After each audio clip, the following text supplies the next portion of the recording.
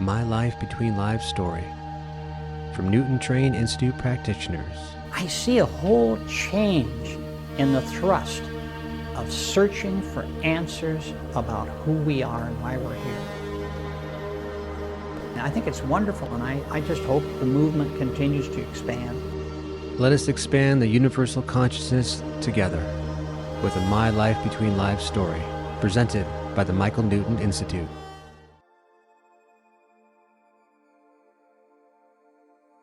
Welcome to My LBL Story. My name is Ekomananda. I am your host. Today we have special guest, Tonya Swan. Tonya specializes in past life and life between lives regression hypnotherapy. Author of Heaven and Earth, How It All Works.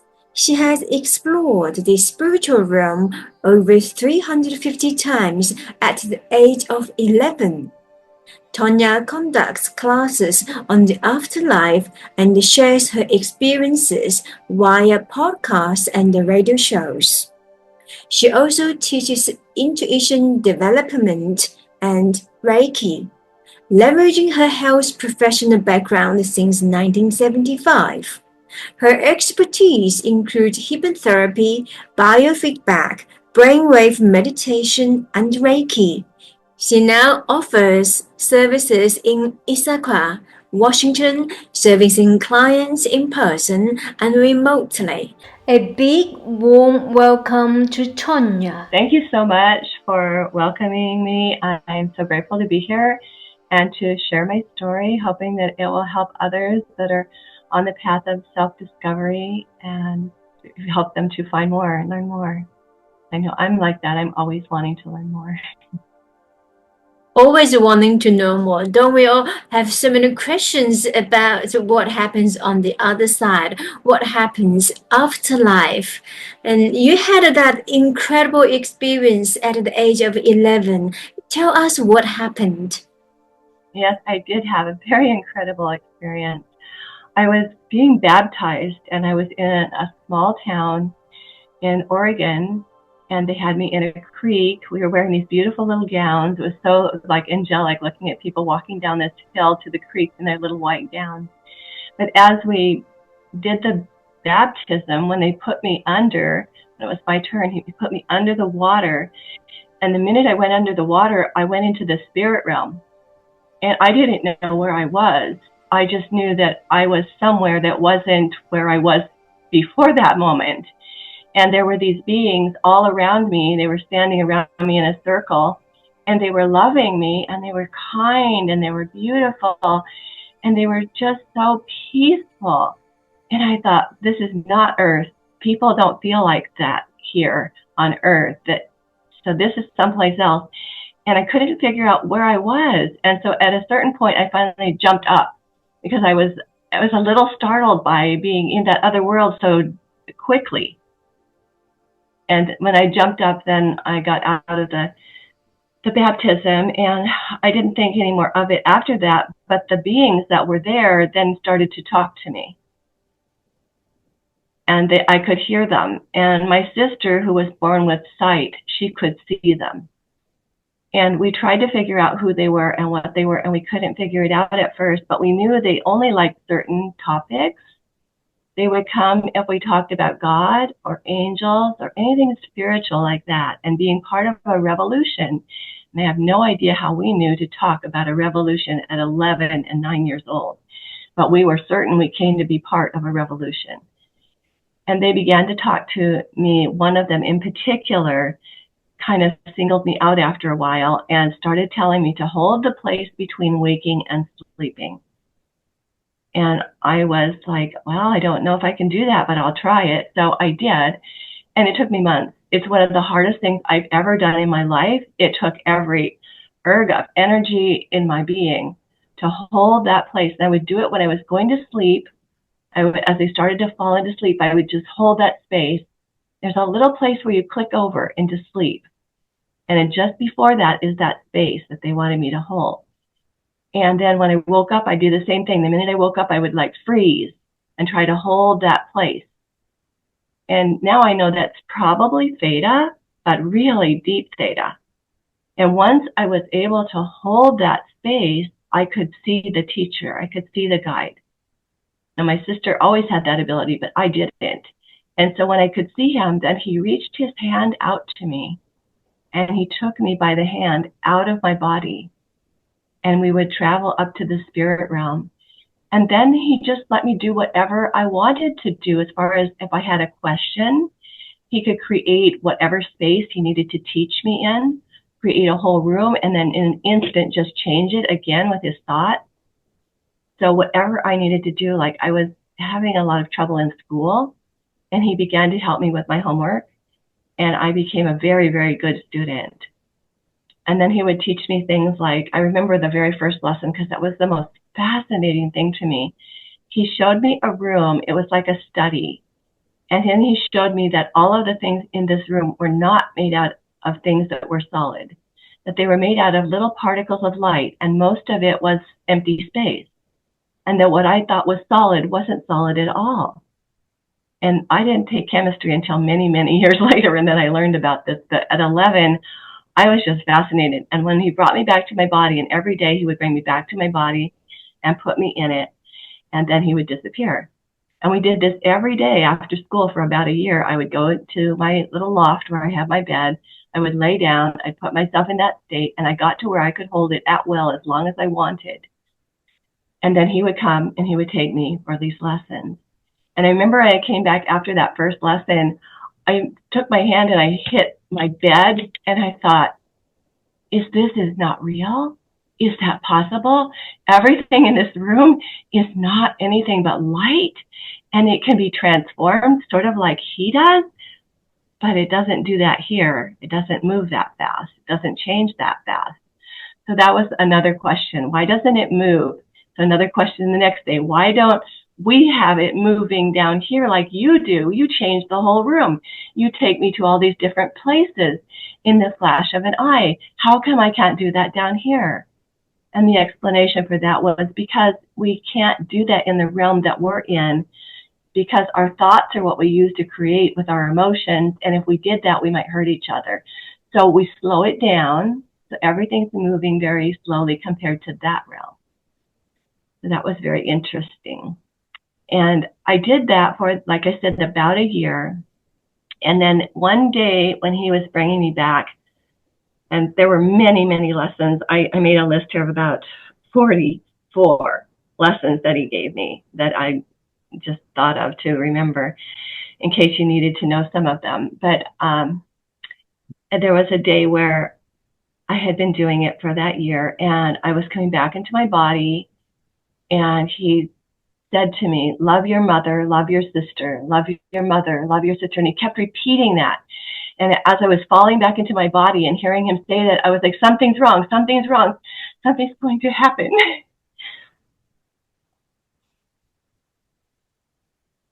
And as I hit my body, yeah, as I hit my body, I heard the door open, and it was my mother. And she said, what are you doing? And I told her, because I don't lie to my mother. I told her everything. And she said, that's not good. You must never, ever do this again. You must promise me you will never, ever do this again. You must not go to that place. She was very full of fear because she didn't understand what was happening. And so she took me to the psychiatrist. And the psychiatrist listened to my story, and the man had to have had a near-death experience because he was eating every word that I said. It was validating him. And I could see it on his face, but he couldn't say anything to me because he was a psychiatrist and he wasn't allowed. So he just said, uh-huh. And at the end, he told my mother, she's perfectly sane. There is nothing wrong with what she's saying. It's very linear, sequential, and linear sequential is not crazy. And she has very whole thinking. It's not scattered. It's not fragmented. It's very pure. And this has been a beautiful experience she's been through. And she just has a very good imagination. Don't worry about her. But my mother was not convinced. She made me swear I would never go back to that world. And so I didn't. And I didn't promise her not to talk to my teacher, my guide, the one that I had worked with so much. And so I continued to speak to him telepathically all of my life. And then when I was about 18 years old, I became very ill. I had a kidney problem. And it was an infection that I had for like almost 2 years, and they couldn't get rid of it. They just give me drugs, and then I would get it again. And I was getting so worn out that I went to the library and the health food store to look to see if I could find some information about something I could do other than what the doctors were doing. And I did find something. I found that there are allergies, and I found I was allergic to dairy.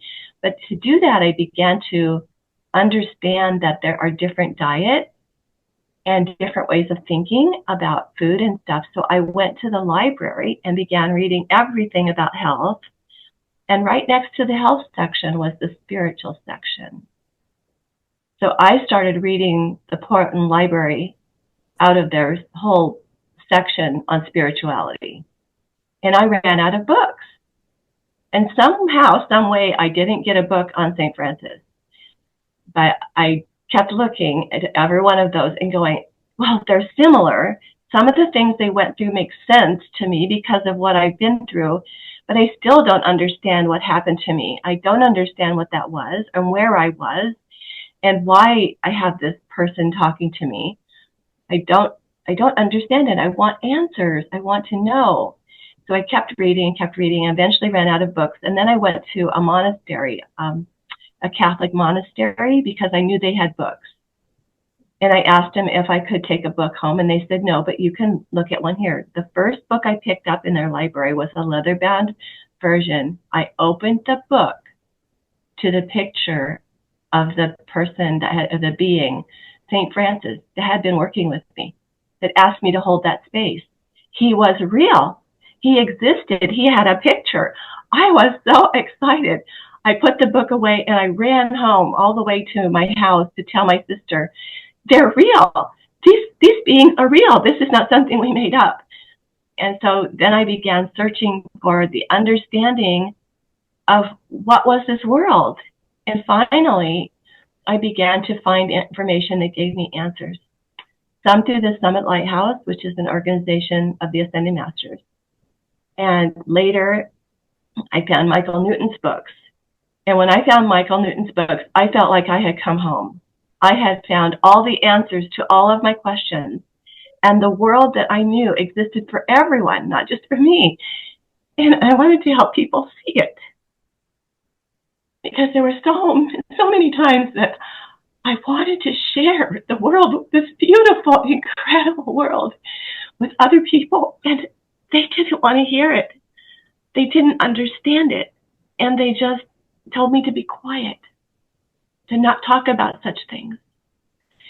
But here was a book with all of that information and explaining to me where I went and why I had this guide and what the purpose of all of that was. And so then I decided eventually to do past life work. And after that, I went on to do the LBL training so that I could help other people to see what I saw and to feel what I felt and to know who they really are. Because I realized after all of that experience that we aren't what we think we are. When we're walking around here on this planet and we think we're just a body, that's only a little piece of who we are. And that people need to know it and that they need to understand that a lot of what they've been taught is not truth. And they made people fear this other world and the death process. And it's not a terrible place and it's not a terrible thing. And so I've made that my mission to get that out to people, to tell them what I saw and give my testimony. Oh, wonderful. Thank My you. whole body is feeling this goosebump, this energy. I can sense these beings all just around with us. I wanted to ask about this world, this 3D world that we all many consider this reality, the waking state, this not a moving situation versus to the dimension that you went. It moves so fast. Can you expand on that? Why these two worlds are so different in terms of your personal experience? I just remember that very similarly to when we go under in hypnosis and the clients go under in hypnosis, that time holds still. It's not moving anymore. Down here, it was always moving. And when I would come back after being gone 20 minutes to an hour, it felt like I was gone a few minutes because it's such a different feeling of time. And when I was in that world, it's like there was no time, yet there was a sense of it that went on forever. So there were these two feelings that I would pick up. And it's just a very different feeling to be in that world. It's like it's endless, but it's not even really there. It's endless, but it's not even there. I'm sensing in it took me back to my meditation or hypnosis experience. It is the key. Again, okay, it reminds me about the stillness is the key to turn or open door to another realm. It is, and that's why I was asked to hold that space between waking and sleeping, because that's the place of no time. And it's like when you go there in hypnosis or in meditation, there is no time. It stops. Yes, no time. It may be quite a strange concept or obscure concept to many, and even as we practice meditation, we still need to remind us on a daily basis, because when we go to the other room, we experience no time, or we take the clients to the other room and they experience time being shrinked. Yes. And they don't want to leave. They want to just stay in that beautiful space. Fascinating. It's absolutely fascinating. When you first being put in underwater, you got to the room immediately. How did you feel as a child? As a child, I was just shocked at first, and I didn't move. I just laid there, and I was trying to figure out where I was and who these beings were. I had never seen them. They weren't like people. People are mean. People can be nice, but they can be mean. But these beings were not mean at all. There was not a mean bone in their body. You could feel that the love they had for you was so deep, that they cared about you clear to your soul, clear through every cell and atom of your being. They were loving you. And it wasn't conditional. With humans, it was always conditional. You had to do what they said to be loved. But with them, they just loved you, just for being. Unconditional love. It's something we trying to impart. We're trying to modeling that energy. It is such a wonderful, wonderful experience, and truly, we are so grateful for you to share that intimate experience. And you've gone just that a year 350 times, and does that exhaust the body? Yes, it could have, but it didn't. I felt fine. And there were so many wonderful lessons that I was given to help me to learn to do what you're saying, to be able to try and embody being like them, because that's why we do what we do. We look at them, and when they're in the spirit, those who have gone before us, and we want to be like that. They're so beautiful. They're so loving. We just want to be like that too. To the audience, thanks for watching, and stay tuned for our next episode.